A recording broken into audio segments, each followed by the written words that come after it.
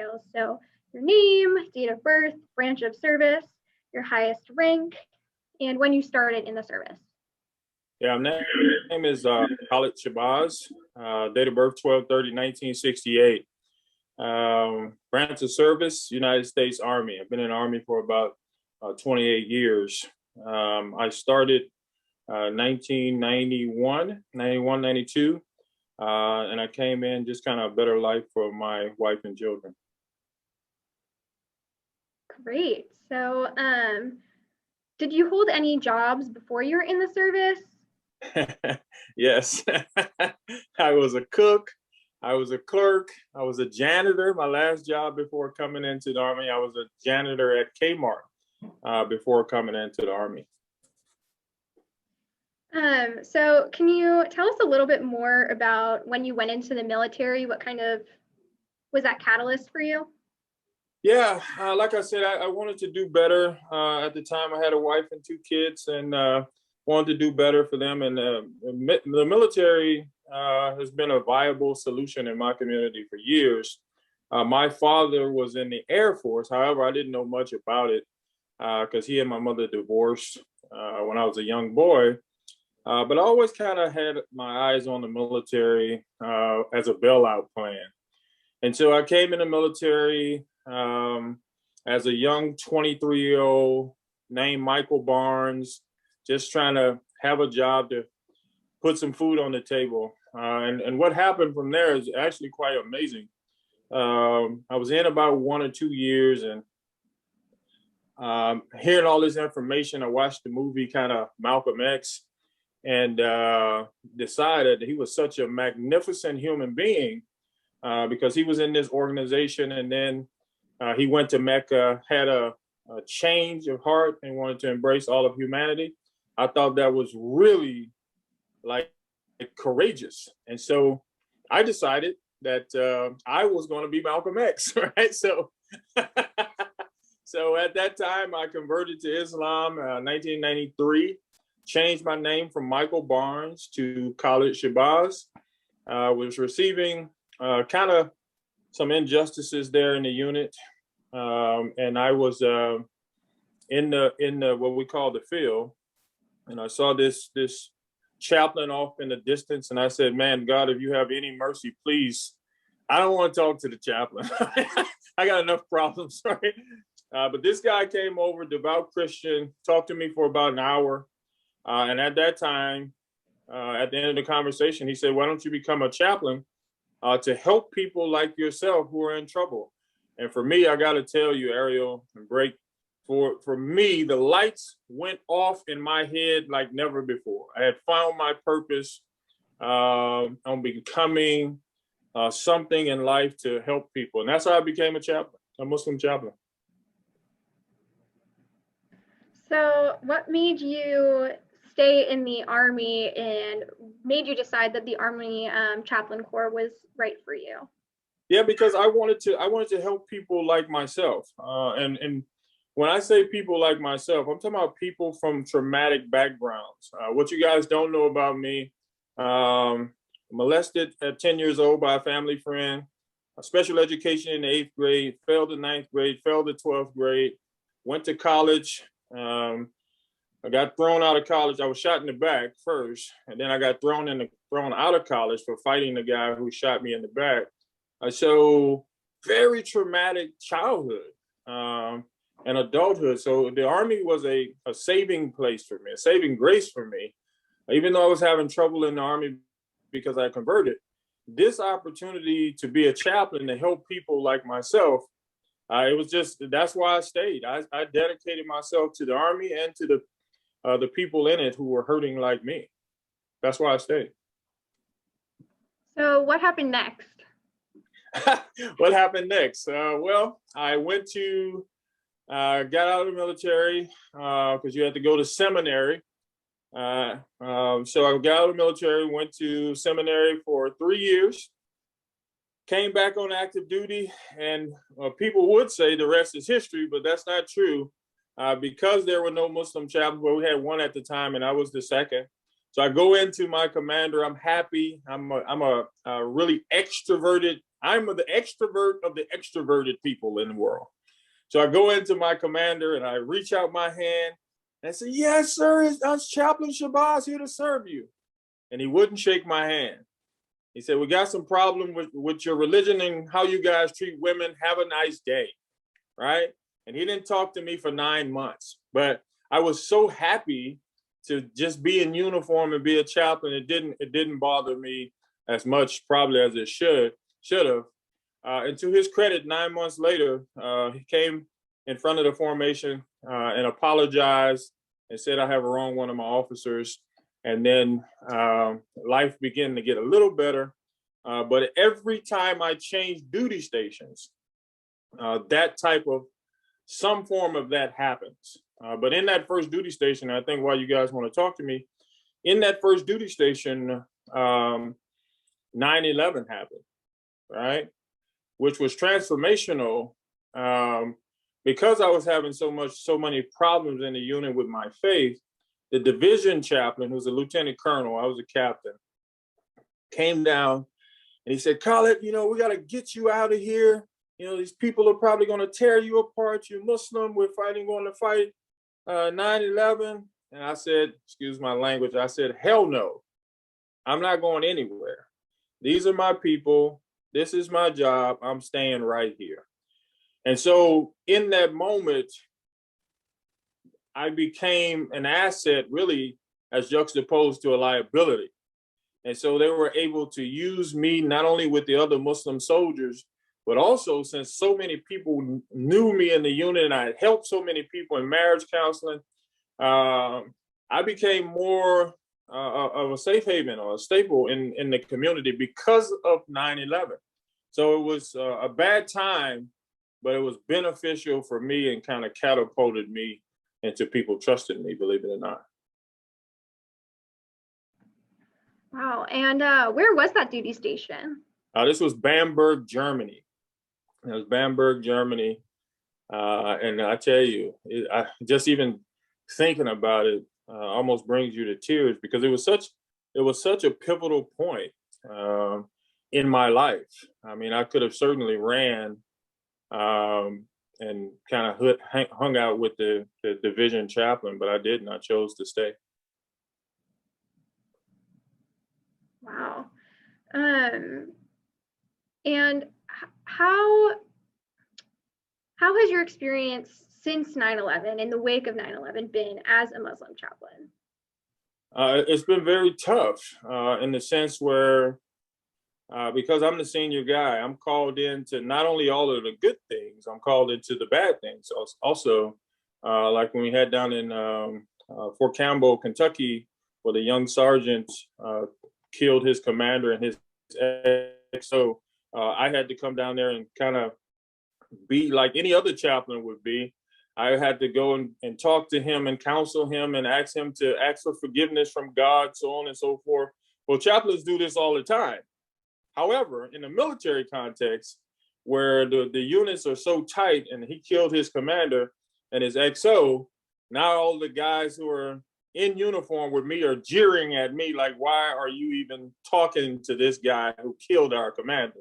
But that's the chaplain's job. So that was very difficult. Then a couple of years from then, I get a call and they said, you're going to Guantanamo Bay, Cuba.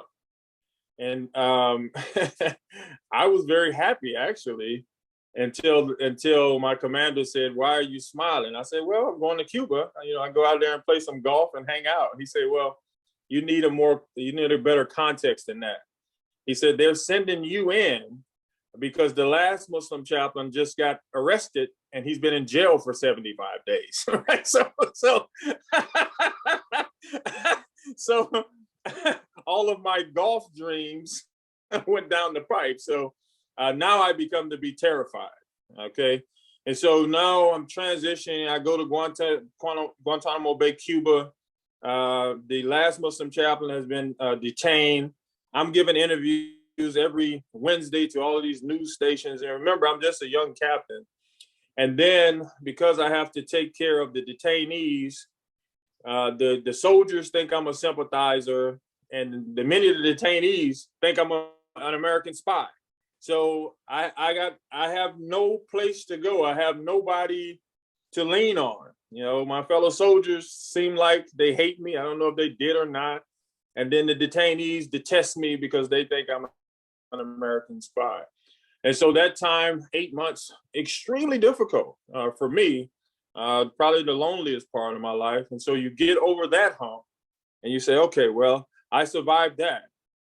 So now I'm a major, okay? And then I'm at Fort Hood and I'm counseling this young man. He kind of seems kind of erratic. So I go to his commander and say, hey, you know, this guy seems kind of erratic. You might want to keep your eyes on him. And it's like, okay, chaplain, whatever, chaplain. And then, you know, this guy shoots up the base. And guess what? I've been talking to him.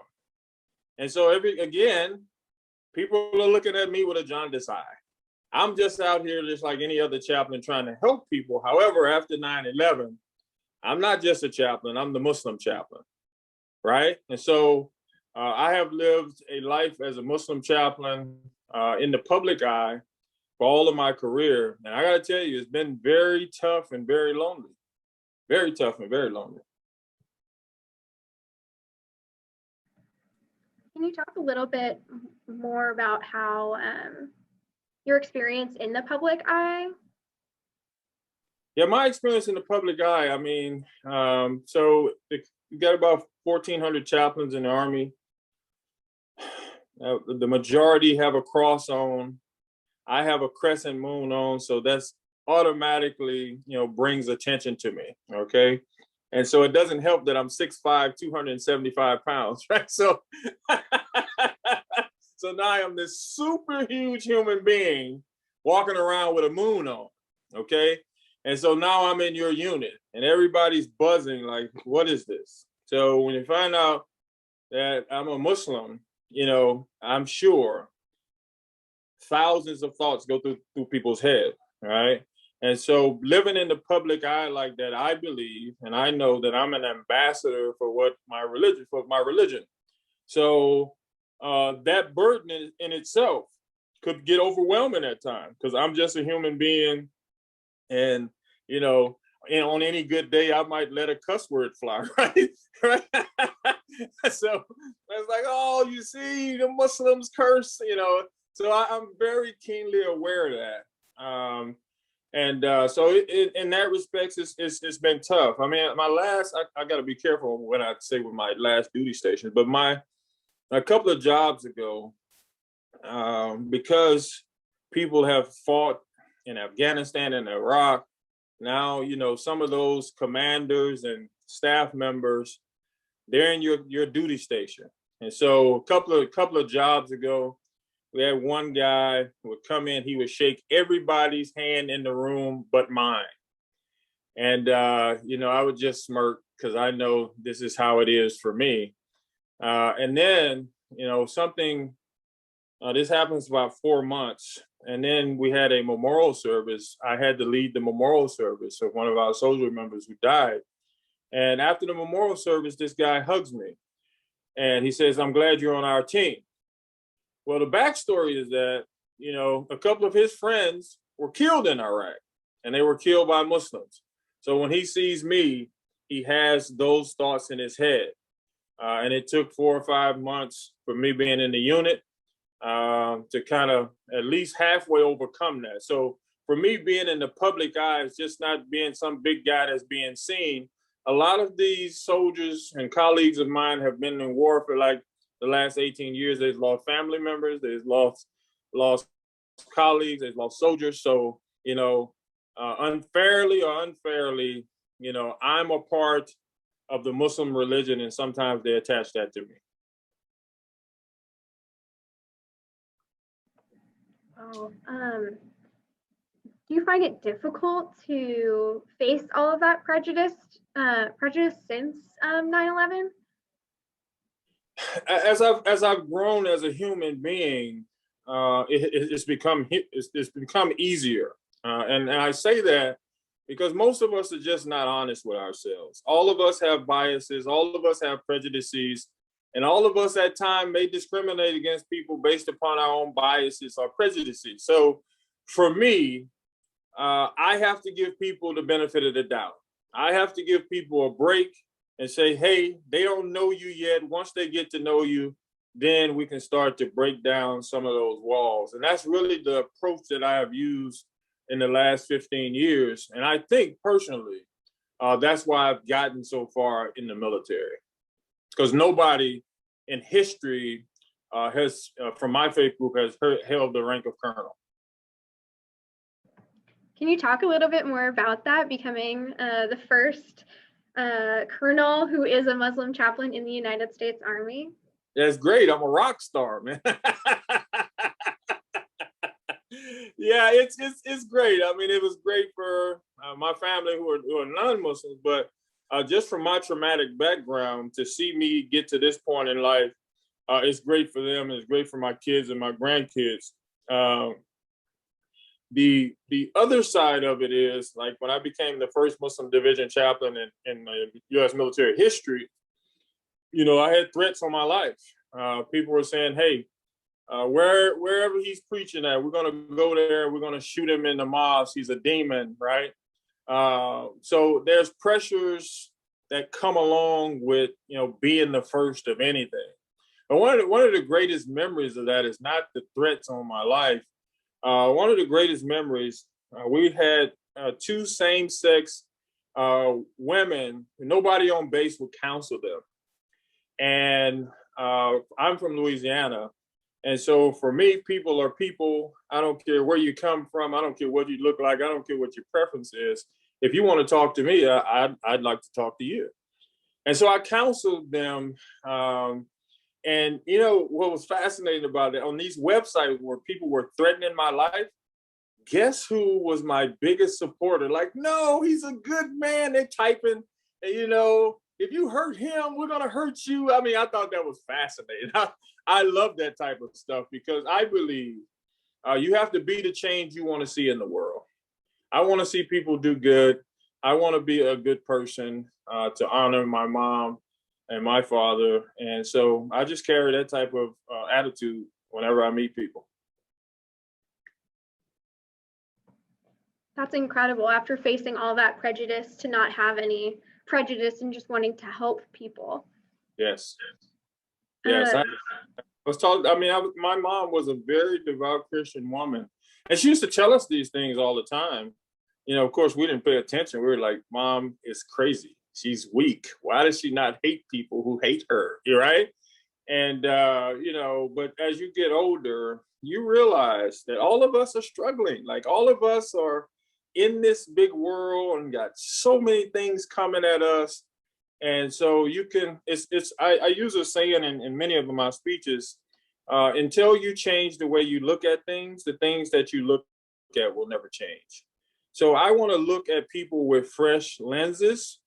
No matter what your prejudice or your paradigm in life is, if I can help you, I think it's my job as a teacher on this journey to find a way to help you. So that's how I live my life. Can you talk more about what being a Muslim chaplain in the Army Chaplain Corps means to you? Oh, it's everything for me.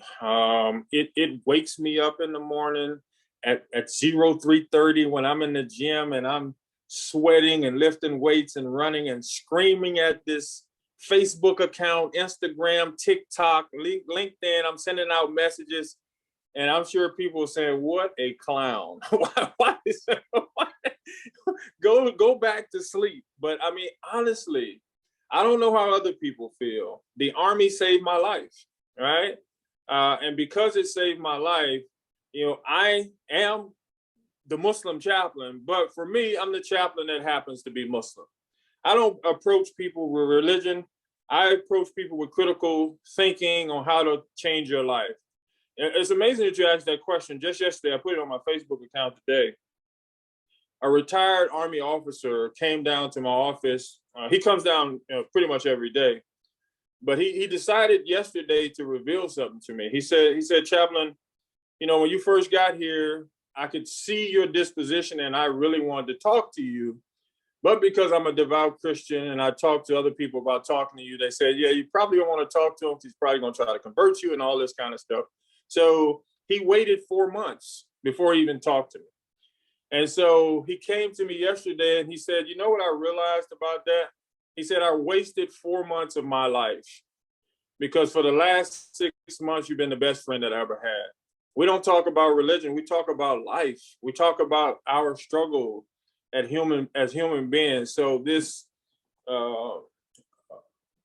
white, devout Christian is coming to me, a Black Muslim, and to say that, I tell you, I was in tears. We were hugging in the office like we were elementary kids, right? 2 grown men hugging from different parts of the world, different paradigms, different religions, but that's the power of intimacy and growth. So I love it. I mean, honestly, because I don't lead with it. I lead with just trying to find a way to love people.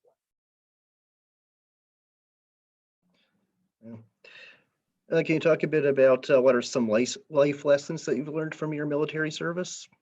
Yeah, life lessons for me is discipline. The discipline, not only physically, but mentally. Right now, I'm serving as a supervisor for people who are Jewish, Catholic, Buddhists. We have 2 Buddhists. I'm serving for all these people who have different thought processes and different paradigms in life. I have to find a way to manage them. That takes discipline. That takes a regimented lifestyle of thinking to say to myself, this person doesn't think like me. How can I find a way to touch them, to inspire them, and not alienate them? I mean, that takes a lot of thinking. It takes a lot of discipline, and it takes a lot of assurance of yourself, of not saying, well, if I accommodate them too much, am I disrespecting my own religion? Am I disrespecting my own values? No, the military has taught me a great deal about myself, and that's self-discipline. Do you think that self-discipline has helped you while dealing with some of the prejudice and some of the distrust that you faced after 9/11? Oh yeah, absolutely. Because when you're a self-disciplined person, that's part of the reason I get up at 3:30 in the morning and go to the gym. It's not really just about some aesthetics, but part of that is knowing that you have to be strong enough to get through that. Because I know most of the time it's just a defense mechanism. It's fear. When people see me and think they know what I believe, they're putting up all of these barriers, and some people are being mean to me and nasty to me. I know it's just defense mechanisms. And then, it was amazing, sometimes 3-4 years, I never get to talk to these people. I get an email. You were so influential in my life. Sorry for treating you so bad, and you never treated me bad in return. I had a subordinate chaplain. He was very strong in his faith, and he said, I need to find a way to get from under your leadership. It's no way I can serve God and serve a Muslim at the same time, right? And so I brought him in the office and I said, hey, the most important thing in life is that you're secure and you stick to your values. I will help you find you another place to work. I just want you to know that you asked for this. I won't be vindictive. I won't do anything but help you. 6 months down the line, his commander asked me to help him write this guy's evaluation, right? This guy doesn't know this today, right? I helped write his evaluation to get him promoted to the next rank, right? And so he doesn't know this, but 5 years down the line, he sends me an email and he says, I'm so sorry for the way I treated you. I was immature. I hear all over the Army that you're a good man, and I just want to apologize to you. And I'm in tears on the other end of the computer because I mean, that's my mission. I want to be the change in people's lives.